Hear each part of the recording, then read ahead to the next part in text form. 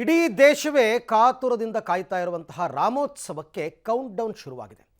ಅಯೋಧ್ಯೆಯಲ್ಲಿ ಪ್ರತಿಷ್ಠಾಪನೆಯಾಗುವ ರಾಮಲಲ್ಲಾ ಮೂರ್ತಿ ಕರ್ನಾಟಕದಿಂದನೇ ತಯಾರಾಗಿರ್ತಕ್ಕಂಥದ್ದು, ಕನ್ನಡಿಗರೇ ಅದನ್ನು ಕೆತ್ತಿರ್ತಕ್ಕಂಥದ್ದು. ಇದಾದ ನಂತರ ಕರ್ನಾಟಕದಿಂದ ಅಯೋಧ್ಯೆಗೆ ಅಥವಾ ಶ್ರೀರಾಮನಿಗೆ ಮತ್ತೊಂದು ಅಳಿಲು ಸೇವೆ. ಏನದು ಅಂತಕ್ಕಂಥ ಕುತೂಹಲ ನಿಮಗಿದ್ರೆ ಈ ಸ್ಟೋರಿ ನೋಡಿ ಗೊತ್ತಾಗುತ್ತೆ. ಅಯೋಧ್ಯೆ ರಾಮೋತ್ಸವಕ್ಕೆ ಕೌಂಟ್ ಡೌನ್.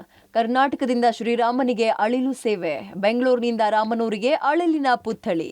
ರಾಮೋತ್ಸವವನ್ನು ಕಣ್ತುಂಬಿಕೊಳ್ಳೋಕೆ ಇಡೀ ದೇಶವೇ ತುದಿಗಾಲಲ್ಲಿ ನಿಂತಿದೆ.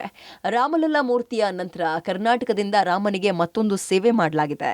ಅಯೋಧ್ಯೆಯ ಮುಖ್ಯ ರೈಲ್ವೆ ನಿಲ್ದಾಣದ ಅಯೋಧ್ಯೆ ಧಾಮದ ಮುಖ್ಯ ದ್ವಾರದಲ್ಲಿಡೋಕೆ 2.5 ಟನ್ ತೂಕದಲ್ಲಿ 15 ಫೀಟ್ ಎತ್ತರ, 8 ಫೀಟ್ ಅಗಲ, 13 ಫೀಟ್ ಉದ್ದದಲ್ಲಿ ನಿರ್ಮಾಣ ಆದ ಅಳಿಲಿನ ಮೂರ್ತಿಯನ್ನ ಬೆಂಗಳೂರಿನಿಂದ ಅಯೋಧ್ಯೆಗೆ ಕಳುಹಿಸಲಾಗಿದೆ.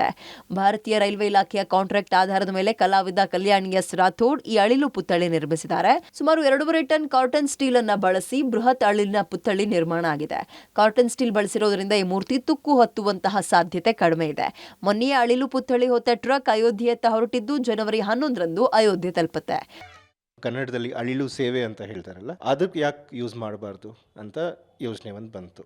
ಏನಾದರೂ ಸ್ಪೆಷಲ್ ಆಗಿ ನೋಡೋಕ್ಕೂ ಅದು ಆಕಾರನೂ ಸ್ಪೆಷಲ್ ಆಗಿರಬೇಕು. ಅದು ಪರ್ಪಸ್ ಏನಂತನೂ ಒಂದು ಸರ್ತಿ ಯೋಚನೆ ಮಾಡಿಬಿಟ್ಟು ಅವ್ರಿಗೆ ತಿಳಿಯೋಕ್ಕೆ ಬಂದರೆ ಅದು ಮೆಮರಿಯಲ್ಲಿ ಬೆಟ್ರ್ ಚೆನ್ನಾಗಿರುತ್ತೆ. ಇದು 15 ಅಡಿ ಬರುತ್ತೆ, ಅಗಲ ಒಂದು 10 ಅಡಿ ಹತ್ರ ಅಗಲ ಬರುತ್ತೆ. 2 ಟನ್ ಅಷ್ಟು ಕಾಟನ್ ಸ್ಟೀಲ್ ಅಂತ ಯೂಸ್ ಮಾಡಿದ್ದೀವಿ.